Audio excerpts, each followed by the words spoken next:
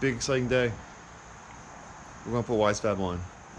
It's kind of ironic because I've always pretended to be pretty anti-Wisefab, but I don't think I'm anti-Wisefab.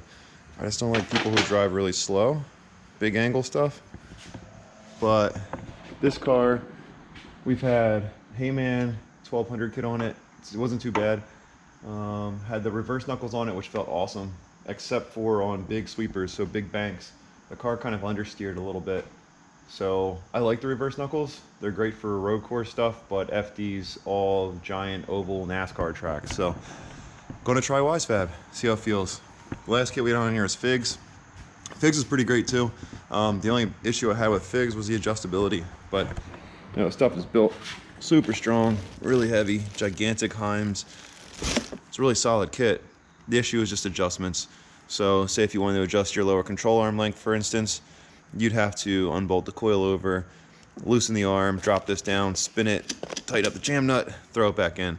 Not a big deal if you're just out doing some grassroots stuff, having fun, but with FD, we need to be able to make adjustments really quick. So I think Wisefab's the answer. Look at this stuff. It's nifty, right? It's got so many bits. There's bits, and there's little bits, and there's accessories. One cool thing that I really like is you'll see, focus, you'll see the upper control arm. That's standard how they bolt from the bottom. That's fine, but you run into issues like this where you start smacking into your frame rails. So people shorten the spindle, which is what I did on the black car. But you know, for this one, we're trying to not really do that. Cool thing about the Wisefab is it bolts on upside down. So it grabs from the bottom. It gives you about an extra inch or so of clearance on the top. So looks pretty slick, man. But now's the shitty part. We have to get to work on some templates. So pop the subframe out, blasted it real quick, and now chopping out templates. This is Earth Radio, and now here's human music. Human music. I like it. Alright, let's grab these bits. Head to the chopping area.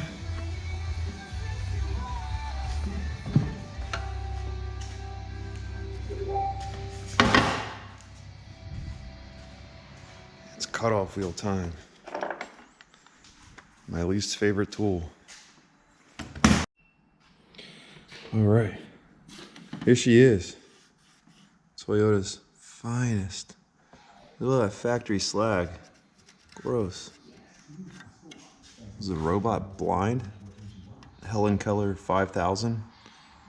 Anyway, chop this thing up. Take this weird plate somebody welded on here at some point.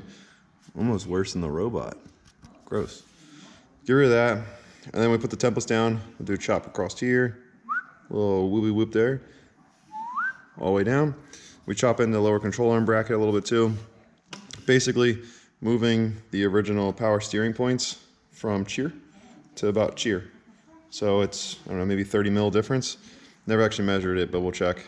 If you ever did like an S chassis or Z or any kind of subframe modification, it's pretty much the same. It's a little bit different, but nothing crazy. I'm planning for like 4 or 5 hours to do the whole thing because I'm super slow and uncoordinated and I don't know how to use tools. So let me do a little fasty lapse time dealy again. Don't forget your safety goggles. Safety third.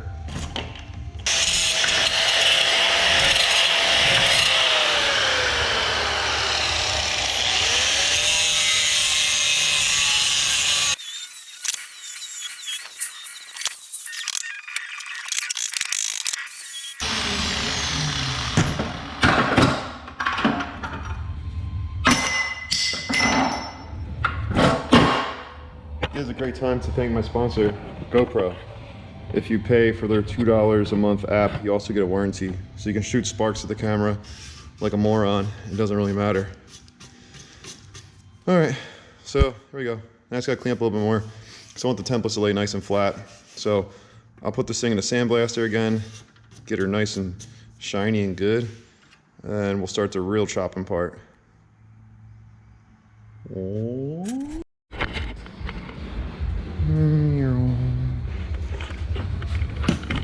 If you walk around the shop and you don't make airplane or race car sounds, there might be something wrong with you.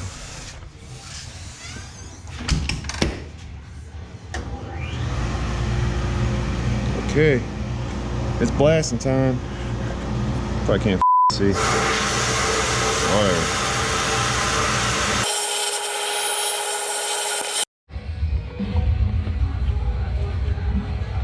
It's gambler day. Gotta watch the boys jam.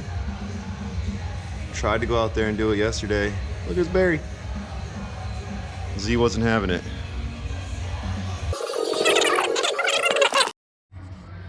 Alright, so first little templates down. They line up pretty nice. If you look at like the center, nice reference points.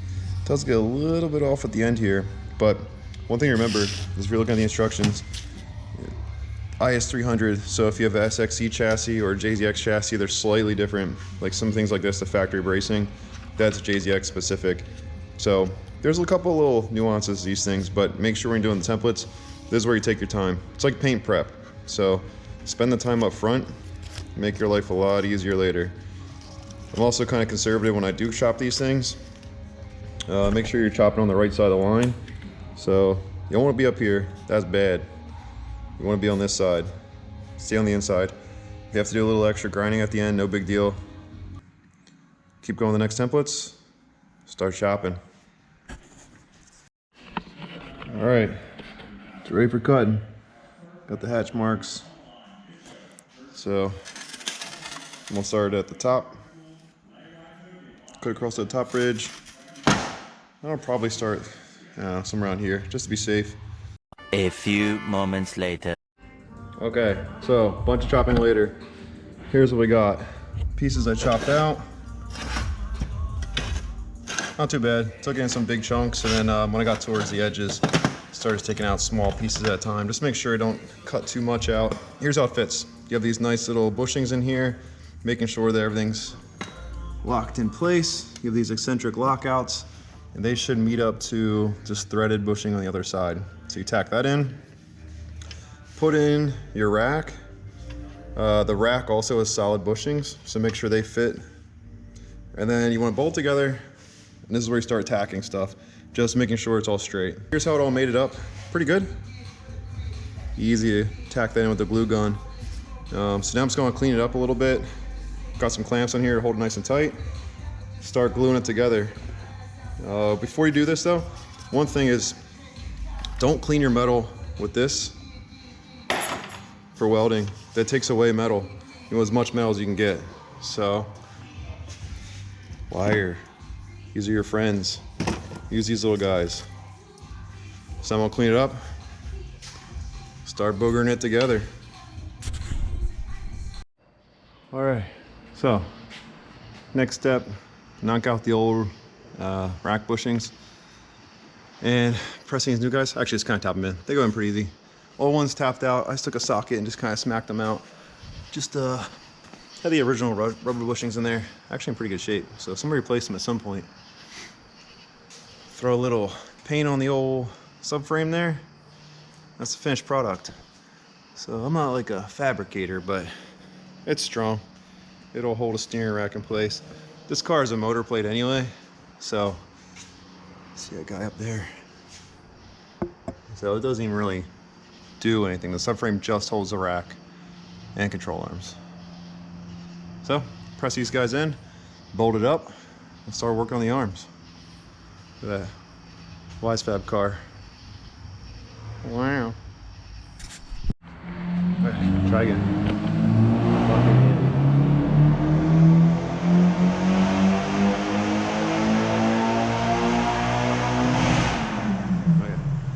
SR in the distance. All right, so here's the final product. It's not too bad. You can see a little seam with a weld up here. Let's remove the rack forward. I never actually measured it. It's probably like 30 millimeters, something like that. It's substantial. You can also see the lower control arm studs. They have a new sleeve, and it also spaces down your stabilizing brackets. That comes with it, all the spacers, everything's there. yeah, it's pretty wild. I never had a Wisefab kit, and just actually after playing with it for a little bit, I'm kind of sold on this. I mean, for the competition stuff, this is really what you need. The amount of adjustability you have, and how serviceable it is, how easy it is to replace things. Never really had a kit that was too comparable. Initial setup is pretty tough, takes a little bit of time, do some cutting, some welding, but worth it in the end. So here's the lock stops, and you can see how they work. Yeah, they're kind of offset, and they're marked. So as you move it, you can see it gets closer, control arm, or farther away. Depends how much lock you actually want. Not sure what I'm gonna do with this car. JZX is, honestly, they're not wildly long. Everybody thinks they're gigantic because of the body, but the wheelbase is actually like really, really close to E46. So I think it's 107, maybe 107 and a half. So it's not a crazy wheelbase. So what I'm saying is you really don't need a ton of angle. They're long enough to be really stable. But yeah, if you ever want to adjust anything, it's really nice. You have eccentric lockouts, so that's one less thing to worry about. Adjusting control arm length is right here. Here's your Ackerman washers. So I put it right around the 1.5 setting. I think it may be 2 degrees, but I do like positive. I've always had positive in my cars, so I didn't want to go straight to a 0 Ackerman car.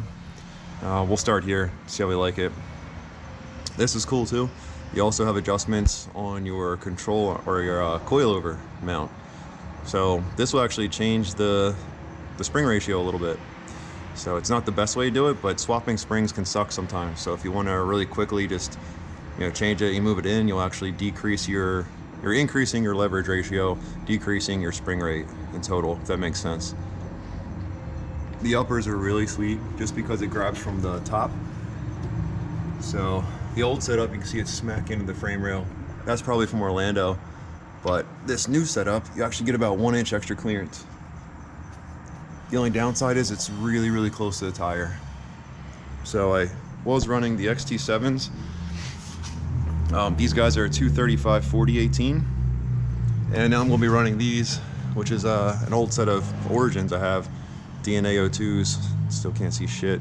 Screen's all like washed out. I don't think GoPros is the best for this. I'm cheap. I don't have money for a big camera.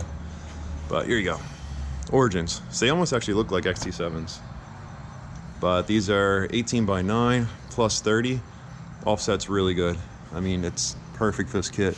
This is full lock right there. So tons of clearance on the inside. I took the coilover out and cycled it through full compression, full droop. There's no issues anywhere. I mean, we're even pretty good on, you know, firewall. Gets a little tight under full compression, but I'm rarely at full lock and full compression. You'd have to be coming off a bank at full lock, and this is full lock. So like, that's a lot of lock for a JZX. Doesn't really look like it in the camera, but it's not an S chassis. All right, one thing I really like is the adjustability. So you take an M10 that pretty much adjusts everything. So say for example, you want to work on caster, pop her in there, loosen up the 3 lock nuts, and watch this wheel move. Pretty cool. So, oh shit, that's too much caster. This is a slow ratcheting. So put the fast one on there, it's pretty awesome. So now all I have to do is just kind of get this thing aligned, see how it feels, go do some testing. Probably had the English. That's about right. Probably the English down, do a couple laps. I do want to make some end links. So you can see it's really close to the actual coilover, and it used to scrape the old setup. I mean, it's close, that's 1/16 of an inch, and under deflection, probably hit. So what I'm gonna do is chop this thing up. This is an old Cusco bar. Next year when we have time, I'll custom make some kind of blade style swing arm, like a Speedway style, big bar. But for just Irwindale, I want something to stabilize the front. Maybe I'll do a little trimming, cut this and move it back, and then I'll do end links that go from the outside. JZX has kind of a staggered looking, oh, here it is here. So that's a JZX end link. And you can see on the back side, if I were to mount that on the back, just no room at all. So make something, Really simple. But yeah, overall, really happy with the kit. Wisefab it is. We'll do some testing. 3 days later. Okay, so the plan was to test at Englishtown, but the car broke right away. The second we got there, basically broke on the first lap. So the only option we had was to drive 3,000 miles to Irwindale and hope that the car worked there. The Wisefab did its job. Unfortunately, I had a bent rack, and that shot a bunch of metal through my pumps. So you can see me fighting the steering wheel a little bit. That's not related to the actual arms itself. We'll do some better videos in 2022. But here's something.